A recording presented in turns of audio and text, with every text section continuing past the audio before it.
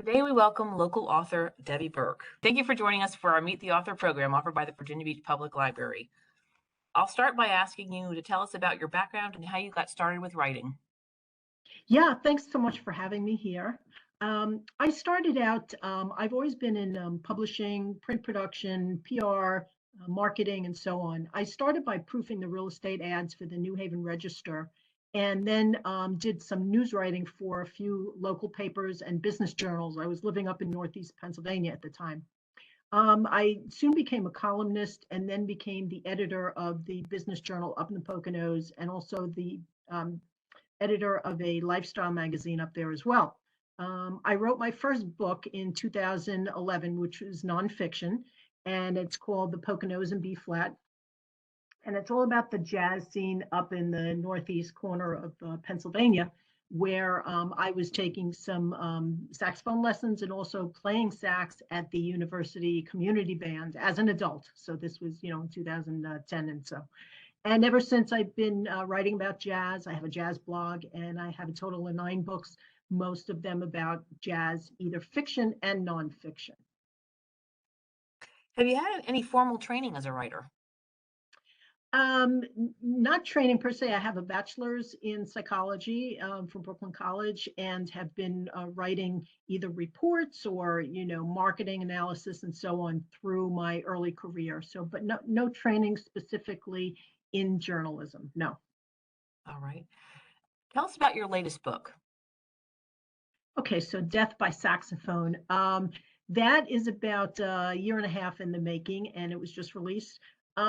I was mulling around about doing a murder mystery because my other 2 fiction books are, one is a romance and one is a family legacy story. And I was just captured with the idea of doing something outside of my usual genre. So I thought about a smooth jazz musician who finds himself, very, had a very long career and is kind of getting jaded and getting tired of it all. And he starts not treating people very well. And soon he finds that he's been receiving black roses delivered to all his performances. And he kind of finds that threatening. But at one point, he is found having fallen, quote unquote, off the Verrazano Bridge in Brooklyn. And this unfurls a whole set of circumstances where the second main character, who is a healthcare worker in Brooklyn, she follows smooth jazz and has heard about this. And she is interested in this artifact that called a bone record, which were records produced in the Soviet Union during the Cold War, when they were prohibited from consuming our culture, listening to American music and American literature and so on. And the bone record was something that she, was interested in. And strangely enough, the saxophonist who fell off the bridge, or, we don't know yet how he met his demise, he was a collector of the bone records as well. And so they kind of get through just circumstances tied together. And this is a murder mystery. So it's melding my interest in, trying out, how to set clues, and also, red herrings for the reader, as well Sure. as giving a background in jazz. Mm-hmm. It sounds intriguing. It is. Tell me, is writing your primary career? Yes, I am a writer slash professional editor. My company is called Queen Esther Publishing, and I'm an author coach, ghostwriter, editor, and so on. And the second half of the slash is I'm an author. So I've been actually doing, maybe a book every year or so. So I'd say it's split between being an author and an editor, and that's basically almost all that I do. Mm-hmm. No, I find it very interesting. I think I've been doing this for a couple of years, and you are the first person I've had who says that writing is your primary career. I ask the question, and I'm used to people saying, "Oh, yes, I do other things." So I find that interesting. Yeah, I'm very lucky to be able to do it and to devote, I don't sleep too much. So that's how I'm able to fit in, what I do for a living, and Sure. then, writing my own books. And I'm finally, I have 9 books in. I'm finally at the point where I believe that my readers, when they find one book, they start to look around for the other work that I've done. So all that work over the past, 10, 15 years is paying dividends. Yes, no, I think that's great. And I will say, as a reader, that's what I do. If I find an author I like, I tend to go, what else have they written? And look for those books. So talk Me to me too. a little bit about publishing. Are you self-published or do you have a publisher? Very much self-published. I actually started out, the Poconos and B flat was through what they now call, in a pejorative kind of way, vanity press, which is pay to play, which is you're paying a service and they're going to publish your book, get you on the Library of Congress, get your ISBN set up, but they own all the rights, and they publish it and you get a small slice of the royalty. I didn't care for that. And so the next step was my next book, which was Glissando, which is romance. I guess we'll talk about that in a bit. This one was actually, I was going to shop it out, and I just saw on Twitter that this very small publisher had put the word out that they were accepting submissions. So I submitted it to them and they accepted it. So that was my second step in the publishing process, which was to be published by a small publisher. I also was not enamored of the process, although it wasn't a pay to play. They had a lot of creative control over the product and the process and the marketing and everything else. And I'm not about that. And I guess I'm too much of a control freak. And I like to be in charge of my own destiny as far as that goes. So all my subsequent books have been self-published. In fact, I do a lot of coaching of authors and tell them why I had my particular journey. And, I Yes. think I've influenced some people because you own the entire process and you own all the heartache as well, the responsibility and the hard work. But, there's no other way. I can't think of an alternative that would be as pleasing. All right. Tell me, how do you promote your books? How do I promote them? Um, so I'm on several platforms. I'm on Facebook and Twitter and LinkedIn and Instagram. You can't be all things on all platforms and do all things well. So what I'd like to say is I promote them in different ways. I'll mention it, or let's say there's something coming up in the jazz community. I'll mention, that fact, and also say, by the way, I'm a jazz author. That's my handle on some of these platforms. I've written these books about the jazz scene and so on. So I cross-reference a lot of things that I do see on the internet. So it gives me an opportunity to get the word out. So I'm on those platforms. I also blog, and at the end of each blog post, I have a graphic of my book, and that is linked to the Amazon. Good for you. You sounds like you have some good ideas there for promoting. I try. Where do you get ideas for your books? Well, like I said, they just kind of pop into my head. I have to turn them off sometimes. It's true. It's true. I just get an idea and I'll write it down, and it takes about, I think, a year to 18 months to fully develop it and then come out with a final manuscript. Mhm. I'm not someone who's sitting there and doesn't know what to write about. In fact, I think I have too many ideas. I have to shut them off sometimes. I'm actually, very lucky that way. I know some people struggle. Yeah, so that leads right into, tell us a little bit about your writing process. Okay, so the writing process is it can happen anytime during the night, during the day, when I'm doing something, when I'm in the shower, and so on. Um, I really hate handwriting things, and I can't read my own handwriting anyway. So I have, like, the laptop is like a physical part of me. So I'm always, if I'm editing, I'll have a couple of things, different tabs and things minimized, and I'll just, Mhm. pick away at something.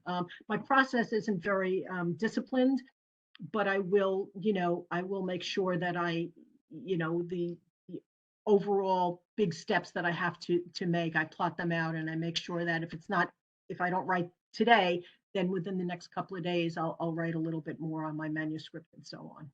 Sure. And where can someone buy your book? So I have that link there. It's a bit.ly link. It's Debbie Burke Amazon. I might mention that there's another Debbie Burke on Amazon, and we've become friends because we have the same name. Her Uh-huh. genre is thrillers and mystery.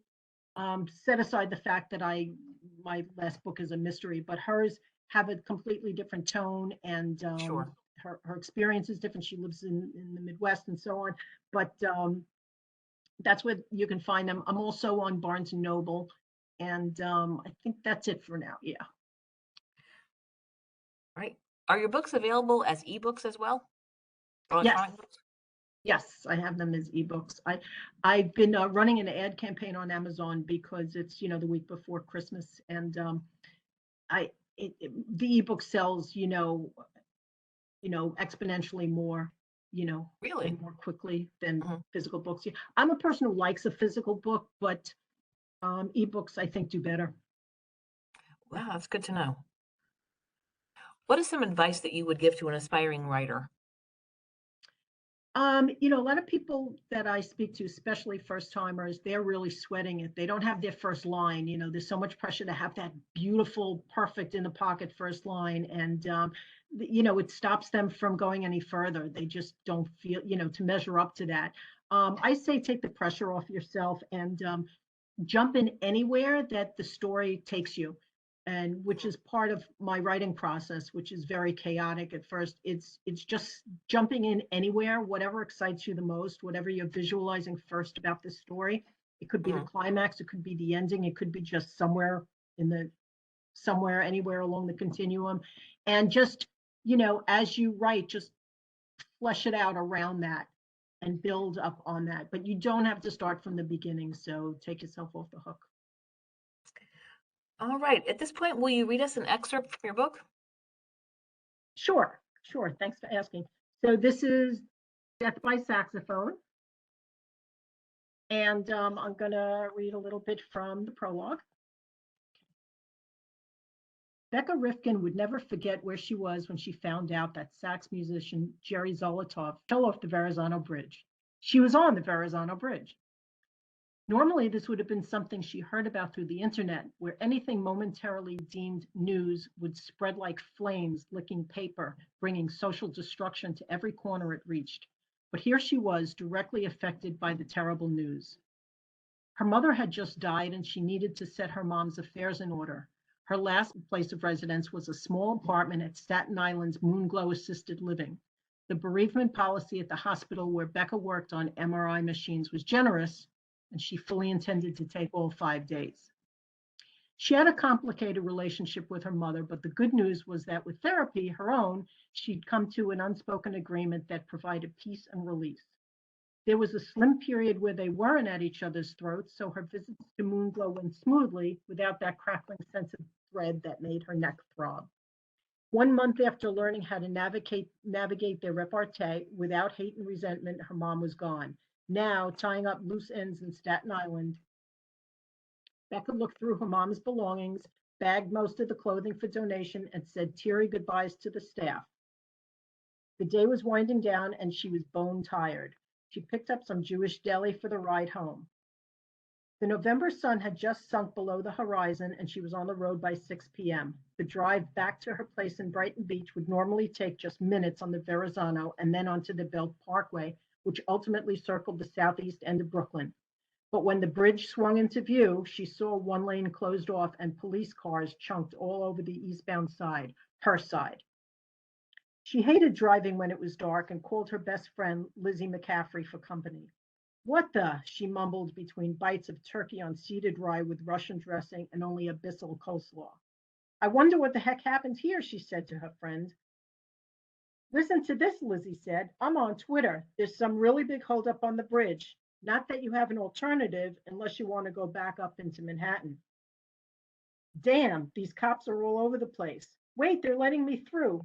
Becca rubbernecked to get a better view of the scenery, but couldn't tell what was going on. She kept her eyes on the road. What are they saying? She asked Lizzie. God forbid it's a jumper. I don't see anything that looks like a crash. It's pretty bad. Be careful driving. And you gotta love the Courier newspaper. They said, smooth jazz icon's last gig. Jerry Zolotov's body found off New York City Bridge. That's the Sounds first like one one. I would like to check out and find out how it goes, Debbie. Thank you. Sure. How about now if you talk to us a little bit about your other books? Okay. So Cassandra, this was the first novel. It's romance. It's spicy. It's not erotica, but it's pretty spicy. And it's about a middle-aged divorcee who starts taking saxophone lessons and works as a paralegal in upstate New York in the Catskill Mountains. And she's kind of done with men. She's jaded and done with dating and done, relationships. And she, of all things, she meets a trumpet player, a jazz musician at a club, and just falls for him, like crazy. And meanwhile, at the office, there's somebody who's wooing her, and she doesn't want to get involved with anybody, but she finds herself kind of pulled into this jazz club world and has to make some decisions and figure out, who she wants to be and how she wants to go forward in life. Mhm. All right. And you had one more you wanted to talk about. Yeah, Icarus Flies Home cover. This was inspired by a trip we took to Charleston, South Carolina, and we were taking a tour of one of the bigger plantations there, and all the history around that, and it was pretty intense learning about life then, and in this particular mansion, as we took a tour of the house, there was a salon where they had a piano and books and sheet music and all kinds of things. And and they said that through those doors at some point would have walked, the Gershwin brothers. And I was Mhm, thinking, in that place and time, what if there were, one of the enslaved people who were there was a musician who wrote music, mhm, and his music was discovered and exploited years later into what would ultimately be shown on Broadway. And this comes to light for a bassist who lives in present day New York City, and he finds this out. He hears this music while he's at a show. And so it's his journey to kind of set the record straight and his family legacy. And along the way, he, does a lot of self-discovery and also starts, also composes the music for CD. So it's also about the music industry and how that all works and how, basically the premise of who owns a song and who owns a song from, mhm. days back before, you had copyright. All right. Well, all these books sound so interesting, Debbie. You certainly Thank you. have a great imagination, and I hope that those listening are interested to come buy your books and add to your success there. Do you have anything else you wanted to add to the interview? Just to say thank you for having me. I'm a big fan of the library system, use it a lot, and live near one of the libraries. And really, if you don't have to know specifically about jazz. It's not meant to be so, esoteric and educational. It's just a fun kind of backdrop. And you could, if you love music, I think you'll love, all three of these books. Great. Well, thank you so much for joining me today, Debbie. It's been a pleasure talking with you, and best of luck with your new book. Thanks so much, Christine.